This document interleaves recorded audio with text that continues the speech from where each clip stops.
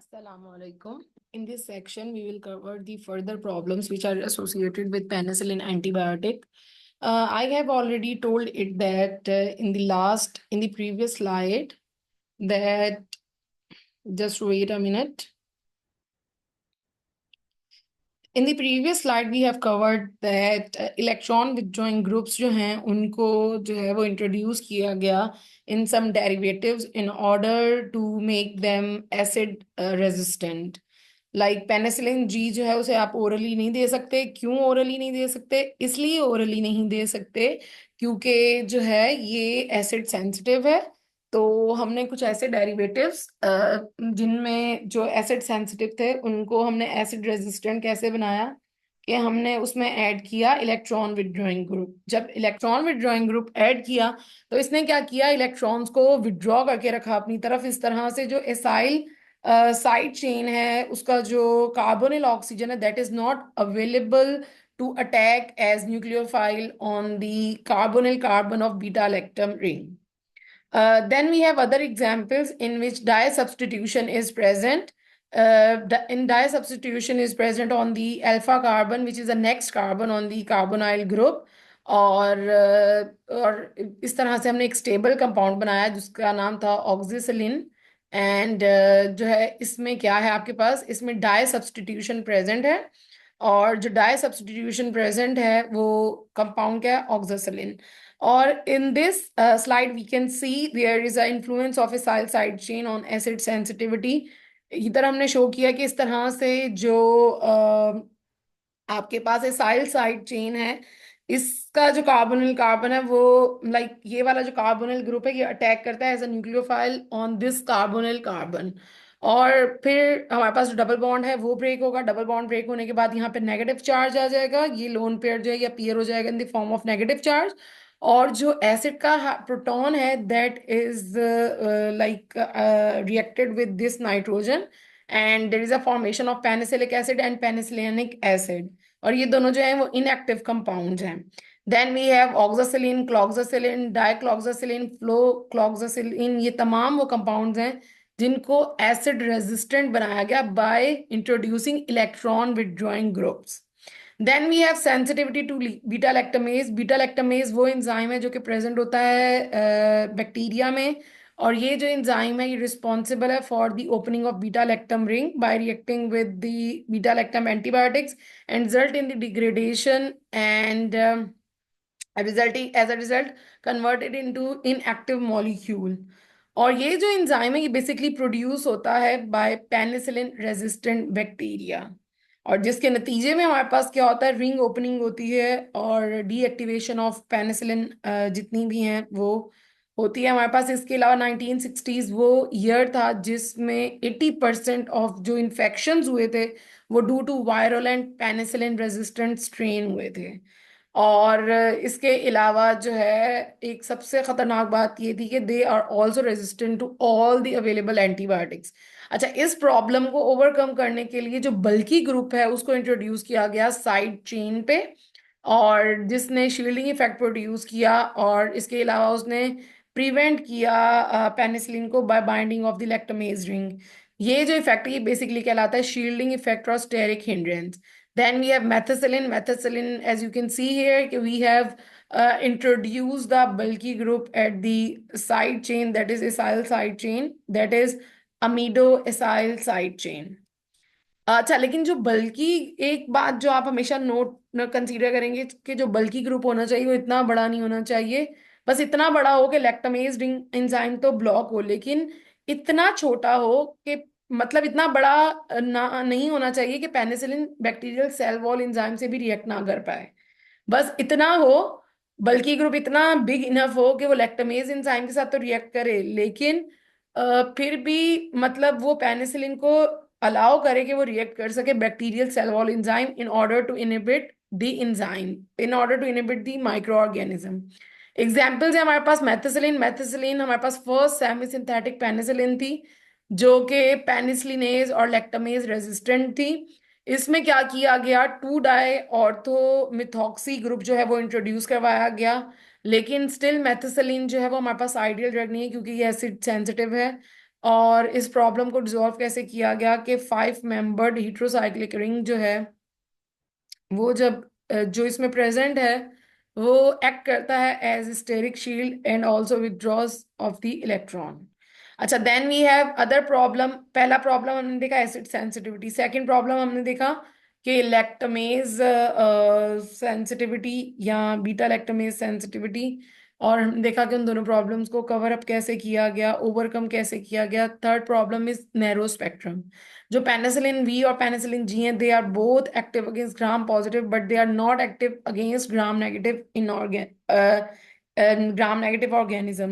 So in order to enhance the its spectrum so that it can also produce its effect against gram negative bacteria, we have introduced the hydrophilic group in the carbon, which is alpha to the carbonyl group on the side chain. By this way, we can enhance the activity of the penicillins against gram-negative bacteria also along with the gram-positive. लेकिन hydrophilic group ऐसा होना चाहिए, ये ना हो कि gram positive जो activity है वो भी अ, जो है वो ब्लॉक हो जाए, बल्कि हम क्या करेंगे कि हाइड्रोफिलिक ग्रुप ऐसा होना चाहिए जो कि रिटेन रखे ग्राम पॉजिटिव ऑर्गेनिज्म के अगेंस्ट एक्टिविटी को, बल्कि इसके साथ क्या करे, ग्राम नेगेटिव के अगेंस्ट भी वो अपना इफेक्ट शो कर सके। अच्छा, दो क्लासेस हमारे पास इमर्ज आउट हुई इन एंटीबायोटिक्स की, जो कि जिनमें है हाइड्रोफिलिक ग्रुप प्रेजेंट है। एक में अमाइनो ग्रुप प्रेजेंट है जो कि है एम्पिसिलिन और एमोक्सिसिलिन, और अदर वन जो है उसमें कार्बोक्सिलिक ग्रुप मौजूद है, जिसमें कार्बोक्सिलिक ग्रुप मौजूद है वो कार्बेनिसिलिन है। एम्पिसिलिन जो है वो सेकंड मोस्ट यूज्ड पेनिसिलिन है मेडिकल प्रैक्टिस में। और एमोक्सिसिलिन जो है वो डिफर करती है एम्पिसिलिन में किस तरह से कि इसमें फिनोलिक ग्रुप प्रेजेंट है। अदरवाइज इसकी जो प्रॉपर्टीज हैं वो सिमिलर एज एम्पिसिलिन। ये दोनों जो हैं ये एक्टिव हैं against gram positive and gram negative bacteria के। इसके अलावा they are acid resistant also, क्योंकि उसमें अमीनो ग्रुप प्रेजेंट है, तो they are orally active. Here I have shown the structures of ampicillin, amoxicillin, carbenicillin, carfacillin। लेकिन इनका मसला क्या है कि एम्पिसिलिन और एमोक्सिसिलिन का जो कि ब्रॉड स्पेक्ट्रम है कि ये सेंसिटिव हैं टू दी पेनिसिलिनेज, और इसके अलावा ये इनएक्टिव हैं अगेंस्ट सीडोमिनोस और सीडोमोनास एरिजिनोसा। और इसके अलावा जो है ये डायरिया कॉज करती हैं क्योंकि इनकी जो एब्जॉर्प्शन है वो पुअर है। इस प्रॉब्लम को सॉल्व कैसे किया गया कि प्रोड्रग यूज की गई, लाइक टेल एम्पिसिलिन है, बैक एम्पिसिलिन है, पिव एम्पिसिलिन है, और अदर जो प्रिपरेशन है ऑगमेंटन जिसमें हमारे पास एमोक्सिसिलिन प्रेजेंट है। अच्छा, इसमें ये और एम्पिसिलिन लिखा हुआ है, लेकिन बेसिकली हमारे पास इसमें एमोक्सिसिलिन प्रेजेंट है क्लेवेलॉनिक एसिड के साथ। और ये जो है इसका पर्पस क्या है कि ये रिड्यूस करती है जीआई डिस्टर्बेंस को जो कि प्रेजेंट है इन केस ऑफ एमोक्सिसिलिन और एम्पिसिलिन। अच्छा जी, then we have some other different derivatives of penicillin. Their structure is also present. अच्छा, in order to reduce the GI disturbance, other एक तो हमने देखा कि ऑगमेंटन है हमारे पास, और एक हमने देखा कि डिफरेंट डेरिवेटिव्स बनाए गए हैं एम्पिसिलिन के जो कि कहलाते हैं पाइपरसिलीन, ऑजिसोलिन, और ये बेसिकली कहलाते हैं acyl ureido derivatives of ampicillin. अच्छा, एम्पिसिलिन को प्रोबेनिसिड के साथ भी दिया जाता है in order to increase the duration by reducing the excretion of the compound. इसके अलावा जो एमोक्सिसिलिन और एम्पिसिलिन है ये कहलाती हैं क्लास 1 ब्रॉड स्पेक्ट्रम एंटीबायोटिक्स। अच्छा, कार्बेनिसिलिन जो है इसमें कार्बोक्सिलिक ग्रुप है, और ये जो है वो ग्राम नेगेटिव के अगेंस्ट ज्यादा इफेक्टिव है as compared to penicillin ampicillin. और इसके अलावा जो है ये रेजिस्टेंट है to most of the penicillinases. इसके अलावा ये सीडोमोनास एरिजिनोसा के अगेंस्ट भी इफेक्टिव है। और जो कार्बेनिसिलिन की प्रो ड्रग है वो है कार्फिसिलिन, और इसकी जो एब्जॉर्प्शन है वो भी इम्प्रूव्ड है। इसके अलावा हमारे पास कुछ अदर्स डेरिवेटिव्स भी हैं पेनिसिलिन के। देन अदर जो प्रॉब्लम है इसका पेनिसिलिन का side effect, major side effect क्या है कि इससे आपके पास एलर्जिक रिएक्शन होते हैं ranging from mucous membrane rashes to drug fever and anaphylaxis. अच्छा, if you talk about the mechanism of action of penicillin, penicillin जो है हमारे पास बीटा लैक्टम एंटीबायोटिक है, और इसका जो मैकेनिज्म है या मोड ऑफ एक्शन है वो ये है कि ये सेल वॉल इनहिबिटर है।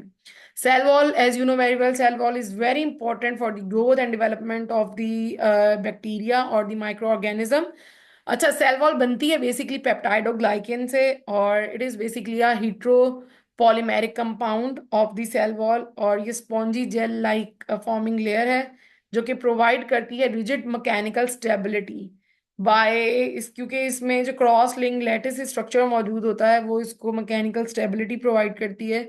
If we talk about the chemical composition of peptidoglycan, it is composed of glycine chain, जो कि जिसमें हमारे पास which are strand of two alternating amino amino sugars, दो अमाइनो शुगर्स हैं जो कि क्रॉस लिंक्ड की फॉर्म में, क्रॉस लिंकेज की फॉर्म में प्रेजेंट होती हैं पेप्टाइडोग्लाइकेन में, जिसमें एन एसिटाइल ग्लूकोज अमीन है और एन एसिटाइल म्यूरामिक एसिड है, और ये क्रॉस लिंक्ड होती हैं by peptide chain. If we talk about the biosynthesis of peptidoglycan, तीन स्टेप्स हैं पेप्टाइडोग्लाइकेन के सिंथेसिस के. Number one is uridine diphosphate UDP acetyl muramyl pentapeptide, जो कि प्रीकर्सर फॉर्मेशन है. इसके साथ रिएक्ट करता है यूडीपी एसिटाइल ग्लूकोजामीन, तो हमारे पास बनता है पेंटापेप्टाइड जो कि लॉन्ग पॉलीमर है. अब ये जो लॉन्ग पॉलीमर है that is converted into peptidoglycan by the help of the enzyme that is ट्रांसपेप्टाइडेज. और ये जो है ये क्रॉस लिंक पॉलीमर है, जो कि मैंने पहले बताया, ग्लूकोजामीन और एन ग्लूकोज म्यूरामिक एसिड, इनकी मदद से जो है वो N acetyl muramic acid, sorry N acetyl glucosamine and N acetyl muramic acid, ये दोनों क्रॉस लिंक्ड होते हैं और बनती है पेप्टाइडोग्लाइकेन. अब जो बीटा लैक्टम एंटीबायोटिक है वो थर्ड स्टेप की को ब्लॉक करती है, बेसिकली ट्रांस पेप्टाइडेज को ब्लॉक करती है, और अल्टीमेटली जो क्रॉस लिंकिंग है ना वो नहीं हो पाती, और इस तरह से सेल वॉल इनहिबिटर के तौर पे एक्ट करते हैं बीटा लैक्टम एंटीबायोटिक्स. जो लास्ट स्टेप है which is third in the peptide synthesis is inhibited by beta lactam antibiotics, and there are basically 7 different functional protein that are known as penicillin binding protein. और ये जो penicillin binding protein है इनके साथ bind करता है penicillin, और अपना जो है वो रोल प्ले करता है या अपना एक्शन प्रोड्यूस करता है एज एंटी बैक्टीरियल एजेंट. हमारे पास जो पेनिसिलिन बाइंडिंग प्रोटीन्स हैं they are of 6 different types. Number one is like use for cell elongation, और जब इसकी इनिबिशन होगी तो ऑब्वियसली जब सेल इलोंगेशन नहीं होगी तो सेल वॉल की जो है वो ब्रेकेज हो जाएगी. इसके अलावा जो PbP2 है that basically maintains a rod shaped structure of bacillus. जब हम PbP2 की ब्लॉकेज करेंगे थ्रू पेनिसिलिन तो आपके पास क्या होगा, ओवल शेप के सेल बन जाएंगे. इस तरह से जो रिजिडिटी होगी वो लॉस हो जाएगी, और अल्टीमेटली आपके पास जो माइक्रो ऑर्गेनिज्म है वो ग्रो नहीं कर पाएगा. और PbP3 जो है वो फॉर्म करता है एबनॉर्म, अगर इसको इनिबिट किया जाए तो आपके पास एबनॉर्मल लॉन्ग फिलामेंट्स बनते हैं ड्यूरिंग सेल डिवीजन. बेसिकली जो PbP3 है इसका रोल क्या है कि ये सेप्टम बनाता है ड्यूरिंग सेल डिवीजन.